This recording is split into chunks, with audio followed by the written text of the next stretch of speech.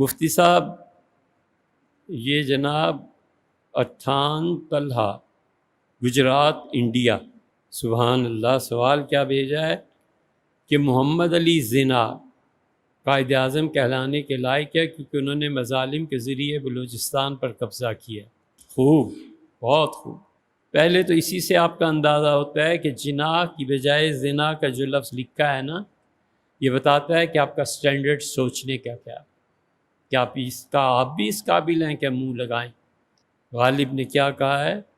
پانی سے جس طرح ڈرے سگزیدہ اسد، ڈرتا نہ پانی سے سگزیدہ ڈرے جس طرح اسد، ڈرتا ہوں آدمی سے کہ مردم گزیدہ ہوں۔ جس طرح کسی کو کتا کاٹ لینا تو وہ پانی سے ڈرتا ہے، بالکل اسی طرح میں آدمی سے ڈرتا ہوں کہ مجھے آدمیوں نے کاٹ لیا ہے۔ تو میاں اس کے ذریعے آپ یہ کہنا چاہتے ہیں کہ قائد اعظم کے ساتھ زنا کا لفظ استعمال کر کے والعیاذ باللہ ہم یہ بھی ثبوت فراہم کریں کہ ہم ان کے مخالف گروہ میں شامل ہیں، اور پھر بلوچستان پہ بھی تبصرہ کریں تاکہ اگلی رات ہم جیل میں گزاریں۔ یہی ہے نا مقصد، یا کوئی اور مقصد؟ آپ کو معاملہ کیا ہے بلوچستان میں؟ جو آپ انڈیا میں ہیں بھائی، اور آپ جب اس سٹینڈرڈ کے آدمی ہیں تو آپ ہم سے بات بھی نہیں کرنی چاہیے۔ تکلیف دہ باتیں بھی ہیں، اور وہ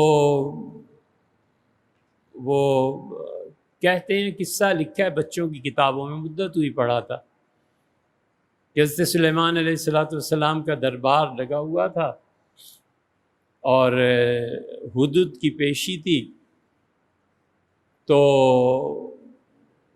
کوے نے کہا کہ حضرت اس کو نکال دیں، یہ جھوٹا ہے۔ انہوں نے کہا حدود تم جھوٹے ہو؟ اس کا حضرت کہاں جھوٹا ہوں، اس کوے کو نکال دیں، بچوں کی کہانیوں میں۔ تو اسے کہا حضرت اس سے پوچھیں کہ یہ دعویٰ کرتا ہے کہ زمین میں 100 گز کی گہرائی پہ بھی پانی ہو تو یہ دیکھ لیتا ہے، اور جھوٹا اس معنی میں کہ اتنے گز گہرا پانی نظر آتا ہے، اور شکاری جب جال پھینکتا ہے تو اس کو نہیں دیکھ سکتا، گندم کے دانے پہ مر جاتا ہے اور قید ہو جاتا ہے۔ حضرت سلیمان علیہ السلام کو جواب پسند آیا اور حدود سے پوچھا بتا بے تیری نظر کی حقیقت کیا ہے؟ اس کا حضرت کوا سچ کہتا ہے، 200 گز بھی نیچے دیکھ پاتا ہوں، لیکن جب گندم کا دانہ اور جال ہوتا ہے اس کو نہیں دیکھ سکتا کیونکہ تقدیر غالب آ جاتی۔ تو اگر تقدیر میں کچھ ایسے ہے تو کیا آپ چاہتے ہیں اب وہ غالب آئے؟ لا حول ولا قوت الا باللہ۔